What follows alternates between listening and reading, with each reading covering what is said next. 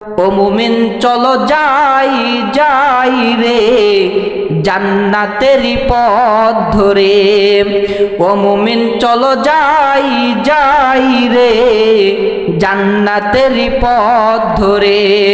ও নামাজ সারা বাঁচি না, ও নামাজ সারা বাঁচি না, ও রোজা তুমি কই কই রে এ প্রাণ বুঝি যাই রে। ও রোজা তুমি কই কই রে এ প্রাণ বুঝি যাই রে। চিল্লা বলেন মারহাবা। একবার যদি দেখিতে বন্ধু জান্নাতেরই মেলা, দুনিয়াদারি সব কিছু ছেড়ে ভাবতে সারা বেলা। ও মুমিন চলো যাই যাই রে জান্নাতেরই পথ ধরে। জোরে বলে। শহরে বাজারে দেখো নারীদের ঢোল, পর্দাবিহীন তারা করে ঢলমল।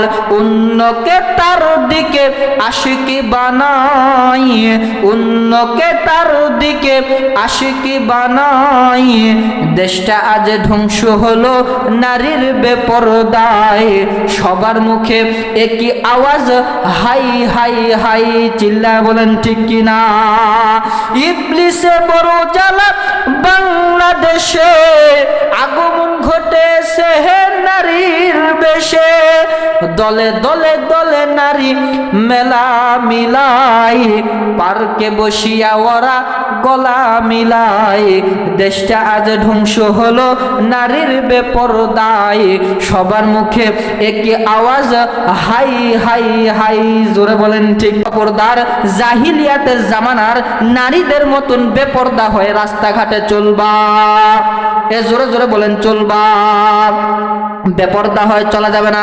কিন্তু বাংলার জমিনে কিছু কিছু নারী আছে ও বেপর্দা হয়ে রাস্তাঘাটে ঘোরাফেরা করে। চিল্লায় বলেন ঠিক কিনা। মুসলমান ভাইরা আমার, এ দুষ্ট সব জায়গার ভেতরে এই নারীরা ঘোরাফেরা করতেছে। যায় দেখবেন রাস্তাঘাটে নারী, বাজার ঘাটে গেলে দেখবেন নারী, অফিস আদালতে গেলে দেখবেন নারী, প্রত্যেকটা জায়গার ভেতরে নারী। এই নারীর কারণে বাংলার জমিনে জিনার গুনাহগুলো বেড়ে গেছে। চিল্লা বলেন ঠিক কিনা। শহরে বাজারে দেখো নারীদের ঢোল, পর্দাবিহীন তারা করে ঢলমল।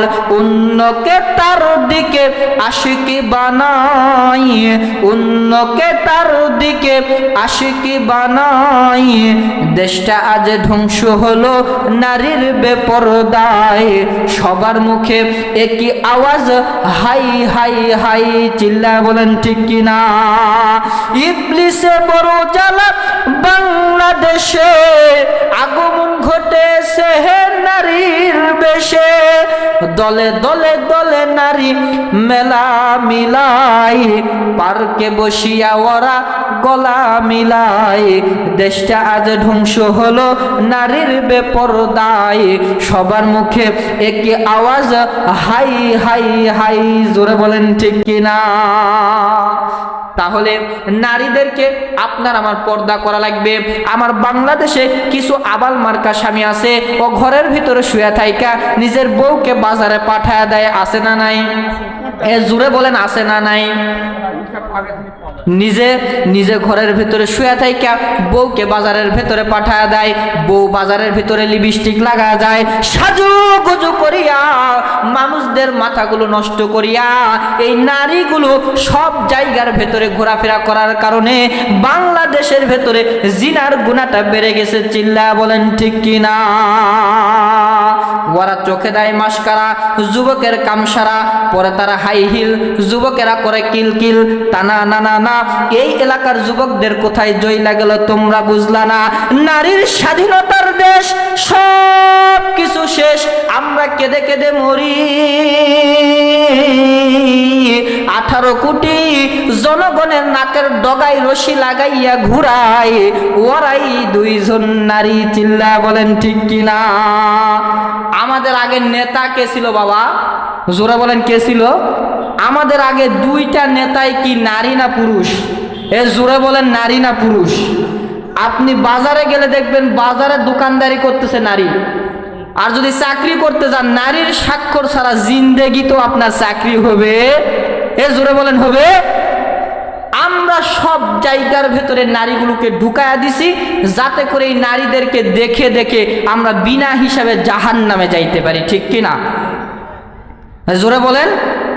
মুসলমান ভাইরা আমার, এই নারীদেরকে আপনার আমার নবী পর্দা করার কথা বলেছেন। বিশ্ব নবী হাদিস শরীফের ভেতরে জানা দেয়, আদাইসু লা ইয়াদখুলুল জান্নাতা, দায়ুস নামক পুরুষরা কখনো জান্নাতের ভেতরে প্রবেশ করবে না। এই নবীর কথা শুনিয়া সমস্ত সাহাবায়ে কেরামেরা নবীকে ডাক দিয়ে বললেন, নবী গো, ইয়া রাসূলুল্লাহ, ইয়া হাবিবাল্লাহ, নবীজি আপনি আমাদেরকে বলে দেন দায়ুস হইতেছে কোন পুরুষরা, কাদেরকে আমরা বলবো? নবী আমাদেরকে জানায় দিলেন, তোমরা শোনো, দায়ুস তো ওই সমস্ত পুরুষদেরকে বলা হয় যেই পুরুষরা নিজের অধীনে নারীদেরকে পর্দার ভেতরে রাখে। এ জোরে জোরে বলেন, রাখে। সেজে গুজে আপুরে হে কোথায় যাও দুপুরে, ওরে আপু শুনে যাহাও বড় খাটা পড়ে যাও, বড় খাটা পড়ে গেলে লাভ কি জানিস তোরে, বকাটে যুবক দেখে দেবে না রে শীষ তোরে, রিক্সা চালক দেখে দেবে না রে শীষ। চিল্লায় বলেন ঠিক কিনা? এত যদি হয়ে থাকে অর্থের ভাব, আমাদের কাছে এসে বলো সেই ভাব। আমরা কজন দেখি বন্ধু মিলে একটা বোরখা কিনে দেব চাঁদা তুলে। চিল্লায় বলেন ঠিক কিনা? এ দুষ্ট, এই নারীদেরকে পর্দা করান লাগবে।